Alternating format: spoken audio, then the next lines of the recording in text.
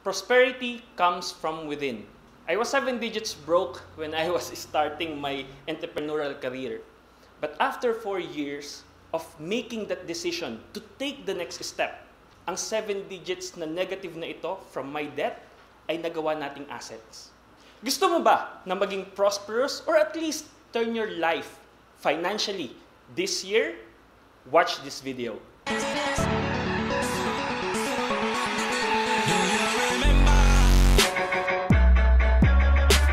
Hi, I'm Joma from InvestPro for I Prosper. If you want to become prosperous, start prosperity. Start practicing prosperity from within. I spent the first 5 years of my career young, dumb, and broke. Well, singing is not my career and it is not for me. But this experience taught me a lot. I grew a lot and with the grace of God, nagawa nating baliktarin ang ating life. And this experience taught me one simple truth, that changing your life around, being prosperous or being rich, it's easy. It's not as hard as everybody thinks. You just need to do disciplined, simple, and easy steps para gawin mo ang mga dapat mong gawin. And today, we will be discussing those basic, simple, and easy things through our InvestPro's hierarchy to financial success. Let's go! This hierarchy of financial success came from different sources and it came from different financial advisors out there. Actually, marami na sila ngayon. But this hierarchy of success proved, at least for me personally and for our other group, na effective siya. Take note, this is a hierarchy, which means para siyang stairs na hindi ka po pwedeng mag-jump from one step to the other dahil if you will do that, you will just fail.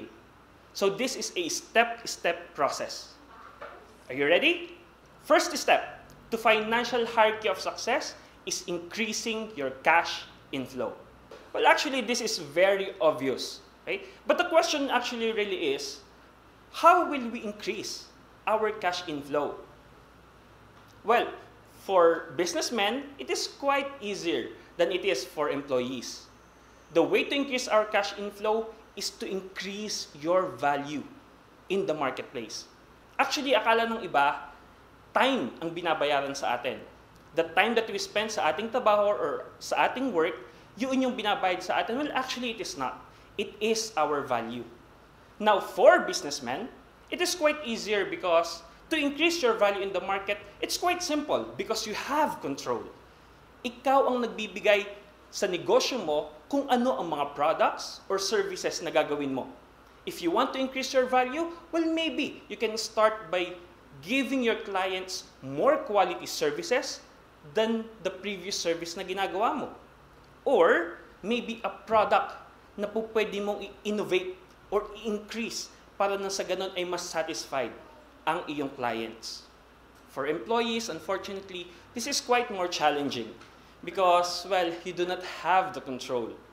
Well, aminin na natin, in the market, kung sino ang mas mataas ang pinag-aralan, siya ang mas malaki ang sweldo. Those people na merong MBA and PhD, well, mas madali silang makakuha ng promotions because that increases their value. So, if you are a regular employee, there are actually some ways kung paano mai-increase ang value mo and to increase your cash inflow. Okay? One of the way is actually to increase or get a high income skill or maybe a part-time job. But that high income skill is the key para ikaw ay magkaroon ng mas mataas na value in the marketplace. This high income skill ay para sa mga freelancer, may mga part-time jobs, okay? But of course, I suggest na we have our innate talent. Meron tayong passion before doing the job that you are doing right now. If you are good at that specific skill, I suggest i-increase mo yung value mo doon. Take the trainings, read the books, para dun sa skills mo ay mas gumaling ka, and then this will increase your value, this will increase ang bayad sa'yo, and your cash inflow. This is actually a very wide topic. So don't worry, in our next videos, mas i-discuss pa natin siya. Let's go to the second step in our hierarchy to financial success, which is to allocate a fund for your cash reserves. Cash reserves ay maliit lang na portion ng pera. For us, here in InvestPro, we suggest 1 month of your gross income. If you are earning 15,000 a month, then dapat meron ka sa bangko mong nakatabi na 15,000 din. If dalawa kayo sa inyong household or sa inyong bahay, meron kang kapartner, meron kang asawa, should be 30,000. This is actually quite different from your emergency fund. Because emergency fund, of course, mas malaki siya kesa dito sa cash reserves. But this cash reserves, nakatabi lang siya doon at hindi mo siya gagalawin. Hindi mo siya ipangbabayad ng utang. Itong cash reserves na ito ay gagamitin mo lamang, for example, na-delay ang sweldo for 1 week, meron kang paghuhugutan. Maliit na price and maliit na halaga. But actually, having your cash reserves is a more on psychological victory, emotional victory, and it is a confidence-building money for you. If katulad ko, na 7 digits ka before, or maybe less, at baon ka sa utang, sometimes kasi it is really hard para makita mo yung beyond sa baon ng utang na yon. So let's take the easy and small steps. This small step is confidence building na, uy, if kaya kong makuha ang cash reserves, well, maybe I can take on this debt. So start small. Unti-unti, keep those cash reserves. And kapag mas confident ka na and feeling mo you are getting the momentum, target the third hierarchy to financial success. Third step is the paying off all your debts. Paying off all your debts is one of the most tricky part to your journey to financial success because it entails emotion and logic. Sometimes, because of those debt, we are so stressed emotionally. Alam naman nating lahat yan. Hindi ka minsan makatulog sa sobrang dami ng problema. Iniisip mo pa yung mga nagsisingil sa'yo. There's the emotion part of it. Because logically, if you will do the math of paying off all your debt, madali lang naman eh. The first step is to list all your debt. Ilista mo ang mga utang mo na may interest and ang mga utang mo na walang interest. Ilista mo silang lahat. Ang mga utang na may interest like loans or credit card especially, ito yung mga ilista mo. And then, our suggestion to you is, unahin mo yung mga maliliit lang na merong interest. Because this will create a snowball effect. Snowball effect is, kahit nakasinlaki ng mountain ang iyong utang, simulan mo sa maliit doon sa taas. And then parang i-roll mo. Okay? Pag nabayaran mo ang isang interest na maliit, check. Then go to the next na mas maliit. Then check, then check, then check, then check. This will create a snowball effect na hanggang matapos mo yung mas malalaki mong utang. I told you earlier, that is part of the emotion side of paying off all your debt. At least you are getting the momentum. You're getting excited na kaya ko pala yung maliit. Susunod uli, susunod uli, susunod uli, hanggang matapos mo na lahat ng may interest. And then go sa mga utang mo na walang interest. Again, unahin ang mas maliliit, it will snowball hanggang matapos mo lahat ang iyong debt. And here's the most important tip na ibibigay namin sa iyo. Just know na lahat ng nagsisimula sa business nila or sa career nila, nagkaroon sila ng malaking lugi. At some point, kinailangan nilang mangutang. And maybe most ay naging problema rin itong pinoproblema mo right now. So, hindi ka nag-iisa. It's normal. Okay? Normal lang na magkaroon ka ng ganyan and danasin mo ito sa iyong journey to financial success. But know na kapag natapos mo ang paying off all your debt, you will go to the next step. And sa next step na ito, makakaramdam ka na ng ginhawa. Fourth step is to set up your emergency fund. Madalas natin itong naririnig. Normally, emergency fund is 6 months of your monthly expenses. Actually, this is like your cash reserves. Nga lang, if uunahin mo kasing ipunin ka agad ang emergency fund, medyo mas malaki siyang requirement para sa iyong financial success. So, emergency fund is just like your cash reserves na hindi mo ito gagalawin, na ito ay nasa bangko mo lang, and kukuhanin mo lang siya if meron talagang hindi inaasahang mangyari. Normally, say, nawalan ka ng trabaho, or medyo nalugi ang business. This emergency fund is the fund that you need para makahanap ka ng bagong opportunity. Or maghanap ka ng bagong business na mag-fit para sa'yo and magiging profitable ka. Note, don't invest if wala ka pang emergency fund. It is a bad financial decision if mag-i-invest ka nang wala ka pang emergency fund. Because emergency fund is your ultimate protection sa mga hindi mo inaasahang pwedeng mangyari sa'yo. Kaya ang susi ay kapag nakalabas ka sa paying off all your debt and meron ka ng emergency fund, huwag ka nang babalik sa magkaroon ka ng utang. This is the protection that you have emotionally, the emergency fund. So siguraduhin mo na iipunin mo kaagad siya. Well, for us, it is quite better if 8 to 12 months siya na meron kang emergency fund doon sa iyong bank account. Because after na magkaroon ka ng emergency fund, hindi lang ginhawa, kung hindi pa pasok ka na doon sa more exciting part of your financial journey. Kaya let's go sa ating fifth step. Fifth step is to do disciplined budgeting. The key word here is disciplined. Why? Because maybe, katulad ko rin, nung ikaw ay nagsisimula, you read a lot of books with regard to financial planning, or maybe nakinig ka ng mga audiobooks from financial experts, or maybe nanood ka ng videos in YouTube na sasabihin sa iyo kung paano mo dapat i-budget ang iyong pera. This is all true. Okay?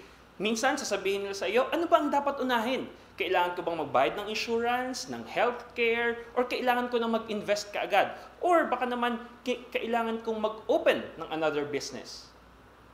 Lahat ng yan ay tama. Walang masama in budgeting.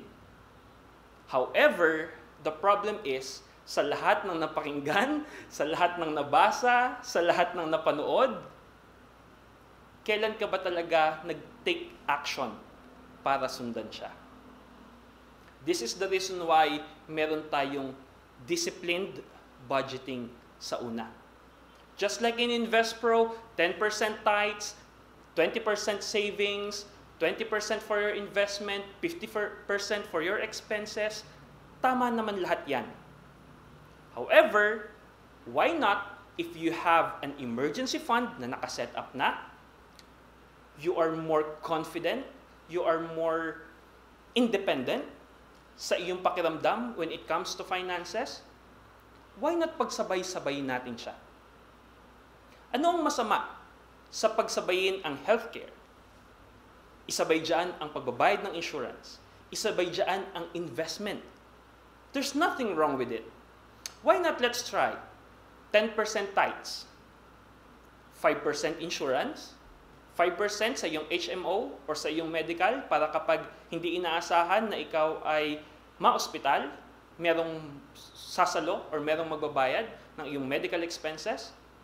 20% for your savings. This will be part of your emergency fund. Also, this is part na ibayad mo naman sa sarili mo. Dahil meron ka ng emergency fund, the 20% you can enjoy. Maybe part of it you can spend sa pagta-travel or sa kahit saan na bagay na gusto mo. 20% for your investment. Investments, dalawang klase yan. You have active investment, investment na magtatayo ka uli ng bago mong negosyo as another stream of income para ikaw ay magkaroon ng multiple streams of income, or maybe passive investment. Stocks, real estate, or you have mutual funds. You can hire a fund manager para i-handle ang iyong finances, maybe forex, or any other type of investment. And then you do the 40% for your expenses. Wala namang masama doon. Why not, hindi ba? Ang income mo ay protected by insurance. You keep your money because you have savings. And then you grow your money through investments. At this stage, we are developing financial confidence. Financial confidence is the state na ang financial success ay mamimaintain mo. Well, of course, success is relative. Depende yan sa taong pagtatanungan mo. Well, if you have the fifth step, you can relatively say that you are financially successful already. But in Invest Pro, we added the final step. Final step is your financial generosity. We believe that financial generosity is the pinnacle for financial success. They say happiness is real when shared. If that's true, then if we will give our money back to the society, well, maybe money can be happy also. But if we will look at the standards sa finances or in this world, the most successful or the richest man in the world are those people also na giving it all back. They are the philanthropists of this world. They are the people using their money to create a positive impact sa buhay ng ibang tao. That is your final step. But more importantly, it is not just the money na ibibigay mo sa iba ang important. The more important thing is your story when you reach this. Share it to other people. Teach them how to do it. Tell them, how were you able to do it? Papaano kang bumangon and papaano mo narating ang success na yan? Inspire others to do the same, to make their lives better. A master teacher once said, give someone fish, you feed them for a day. Teach them how to fish, you feed them for a lifetime. And that is true financial generosity. Through this hierarchy of financial success, you can now assess yourself. Nasaan ba tayo dito? If you do not have the emergency fund, well, maybe meron tayong mga utang na hindi pa nababayaran. Or, if meron kang utang na hindi nababayaran, maybe kasi wala ka pang cash reserves na maliit lang naman. A lot of people think na debt ang problem, na meron silang problema dahil marami silang utang. If you will look at the hierarchy, it's not the debt that's the problem. Wala kang cash reserves. Bakit ka walang cash reserves? Because your cash inflow ay kulang pa. This way, we can see that you do not have a debt problem. We have an income problem. But don't worry, sa next video natin, ito yung pagtutuunan natin ng pansin. How will you increase your value? How will you become more valuable sa marketplace? How will you get the skills? How will you open that business na magbibigay sa'yo ng mas maraming cash inflow para malagpasan mo and para makatungtong ka sa mga next step towards your journey to financial success? Jim Rohn said, being rich is easy. Anong sasabihin namin sa inyo? It is hard? No, it's easy. You just need to take those simple steps and simple and easy to do things to follow. Sa story ko na negative 7 digits before, well, I can tell you that I can agree with Jim Rohn. Because this hierarchy, simple to follow. Kailangan mo lang ng guidance. But the question is, if madali siyang gawin, Bakit marami pa rin sa atin gusto naman natin marating ang financial success? Sino ba naman ang ayaw? Pero bakit hindi natin siya nararating? Simple answer. This hierarchy of success is also easy not to do. Ang mga bagay na madaling gawin ay mga bagay na madali ring hindi gawin. If magsaset up ka ng fund for your investment, it's 20%. If you're earning, say, 100,000 a month, then 20,000, ilagay mo na for your investment. Daling gawin, di ba? Pero, madali ring sabihin na next month ko na lang ilalagay yung 20% na yan. This neglect or neglecting to do the easy things that we can do, ito ang nagbibigay sa atin ng mahirap na way para marating natin ang ladder na ito. Tama, di ba? This is the reason why we say prosperity comes from within. There are a lot of mentors out there who will tell you what to do and how to do it. But the question really is, why will you do this? Bakit mo kailangan i-increase ang iyong cash inflow? Bakit mo kailangan magkaroon ng cash reserves? Bakit mo kailangang bayaran lahat ng utang? Bakit mo kailangan ng emergency fund? It's actually your reason why mo ito gagawin. Yun ang pinaka-important. So, why? That's the main question right now. So, take this week to decide and to know bakit mo siya gagawin. Bakit mo gustong maging successful financially this 2019? Prepare yourself to change your financial status this year. Prosperity comes from within. So you have to make the decision now. Mag-decide ka na ngayon. Late na sigurong mag-decide ka kinabukasan. Because this is your future. And I'm telling you, this is really exciting stuff. Nakakatuwa na maging successful ka. Nakaka-excite. Nakaka-gigil, sabi nga nila, na gawin ang mga bagay na ito. Yes, maybe there will be complications ahead. But don't worry. Through these steps, kasama mo kami. Nandito ang InvestPro para tulungan ka. And para samahan ka sa iyong financial journey. Because in InvestPro, you prosper, I prosper, we prosper. God bless you all.